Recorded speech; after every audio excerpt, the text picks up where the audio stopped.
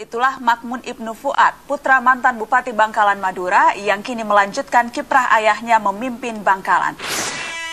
Nama lengkap Muhammad Makmun Ibnu Fuad, biasa disapa Ra Momon. Memegang rekor sebagai bupati termuda. Saat dilantik usianya 26 tahun 4 bulan. Dalam Pilkada Bangkalan, Ra Momon mengantongi kemenangan telak di atas 93%. Ra Momon adalah putra dari Fuad Amin, mantan Bupati Bangkalan Madura di 2 periode sebelumnya. Wakil Bupati yang mendampingi Ra Momon kini adalah Mondir Arofi'i. Dia adalah adik dari Wakil Bupati sebelumnya, yaitu Syafiq Rofi'i. Siapkah sang Bupati termuda ini?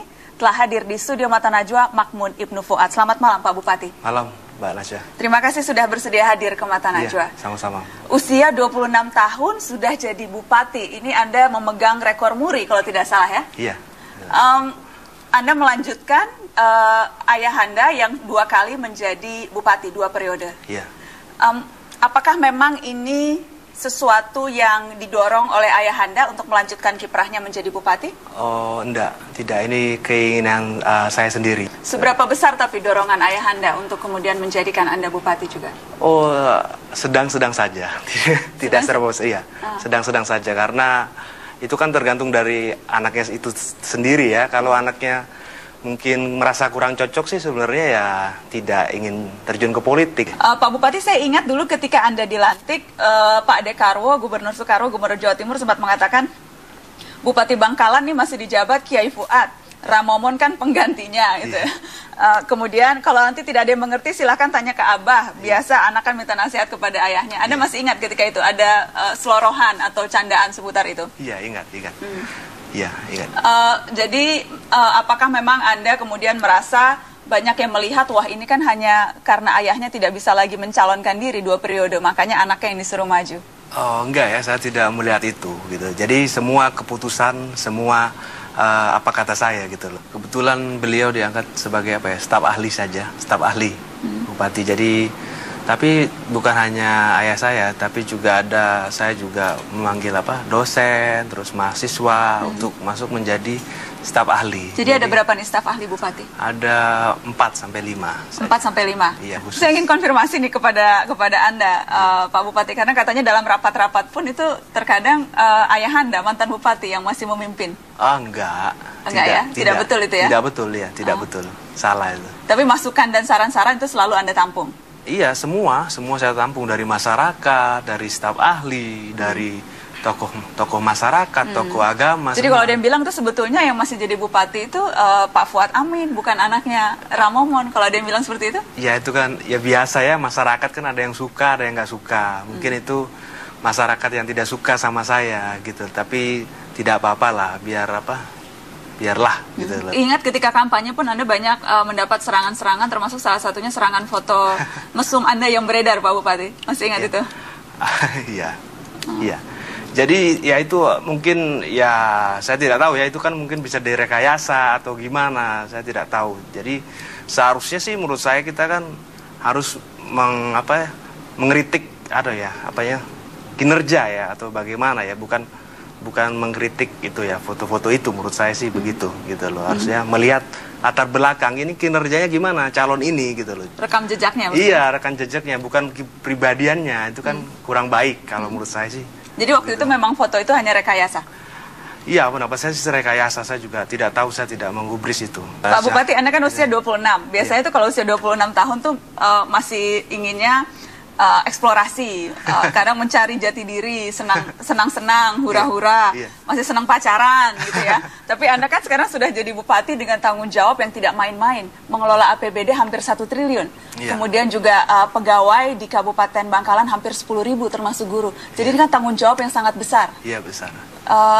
Apakah kemudian selama setahun ini menjalani Anda tidak terbebani dan betul-betul sudah siap dengan amanah yang sedemikian besar ini? Ya itu kembali lagi ke pribadinya ya. Jadi saya harus dinikmati, harus enjoy gitu kan. Jadi ada waktunya kan, waktunya bekerja, terus ada waktunya refreshing. Jadi waktunya bekerja ya bekerja. Jadi Senin sampai Jumat bekerja terus untuk masyarakat mungkin Sabtu Minggu bisa liburan, jalan-jalan, sehingga ya tidak terbebani lah. Kalau kita bicara soal problematika di kabupaten yang Anda pimpin, Pak Bupati, saya sempat ada data bahwa memang sekarang jumlah penduduk miskin di Bangkalan naik sampai 2.000 kakak.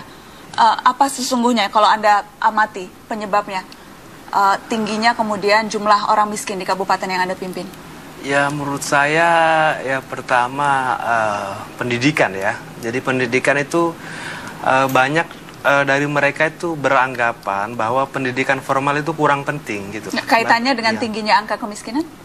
Ya kaitannya yaitu mereka kan pendidikannya kurang sehingga pekerjaannya pun ya yang biasa-biasa saja gitu loh. Jadi tidak bisa wira swasta, tidak bisa macam-macam gitu loh. Jadi mungkin hanya pekerjaannya sebagai petani atau kemampuan yang seadanya saja. Ada program khusus sekarang Pak Bupati untuk pengentasan kemiskinan di Kabupaten Bangkalan? Pengentasan kemiskinan ya itu salah satunya tadi itu pendidikan gratis, terus kesehatan juga, membantu kesehatan kepada masyarakat. Tapi itu kan secara tidak langsung tuh Pak Bupati kalau pendidikan dan kesehatan. Kalau yang spesifik kita bicara pengentasan kemiskinan? Pengentasan kemiskinan yaitu dengan cara memberikan sosialisasi mungkin ya kepada mereka supaya mereka tuh mau berpikir, maksudnya pendidikan formal itu penting satu, sehingga nanti kalau pendidikan itu sudah mereka standar sekolah, jadi nanti untuk menggapai pekerjaan itu juga lebih mudah gitu, Mbak Najwa. Tapi yang kaitannya langsung untuk mengentaskan kemiskinan, kalau tadi kan sosialisasi pendidikan itu kan kaitannya dengan angka putus sekolah yang juga menurut data yang kami dapatkan itu juga cukup tinggi. Kalau yang katakanlah program Raskin, ada tidak program-program seperti itu? Iya, ada program Raskin. Jadi itu salah satunya ya? Iya, salah satunya program Raskin itu, salah satunya. Dananya semuanya ditanggung oleh APBD? Iya, APBD ya, APBD. Berapa persen tuh dari APBD Pak Bupati? Sekitar, nah itu saya pokoknya dari APBD itu kurang, itunya saya agak lupa. Kalau prioritas pembangunan Anda sekarang di Kabupaten Bangkalan itu titik beratnya di mana saja? Sekarang kami mempunyai program yaitu 100 hari pertama pendidikan gratis dan kesehatan gratis gitu loh. Itu sudah kami jalankan, jadi pendidikan gratis dari SD, SMP, SMA, SMK gitu loh. Untuk SPP-nya itu gratis. Dan untuk kesehatan gratis kami memberikan kartu sehati, di mana kartu itu untuk warga yang kurang mampu.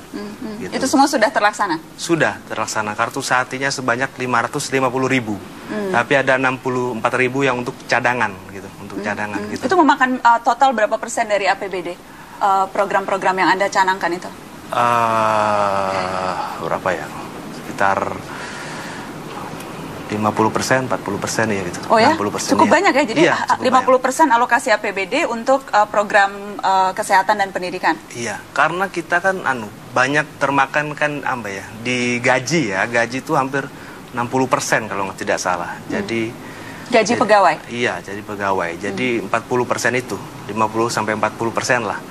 Gitu, karena anggaran tidak langsung kami, belanja tidak langsung ya 60% gaji pegawai, tapi biaya langsungnya yaitu 50-40% gitu. Jadi 60% itu untuk biaya operasional ke pegawai ya? 50%, iya. Kemudian sisanya itu semuanya dialokasikan untuk pendidikan dan kesehatan? Iya. Strukturnya seperti itu ya? Strukturnya. Tapi sekarang itu tahun lalu, tapi sekarang sudah meningkat biaya langsungnya sekitar biaya langsung sekitar 50 gitu. Biaya tidak langsungnya 50 ya, hampir sama gitu. Gitu. Kalau saya sih merasakannya nggak ada perbedaan yang banget gitu ya. Jadi masih perkembangan yang dilanjutkan gitu kan. Jadi tidak ada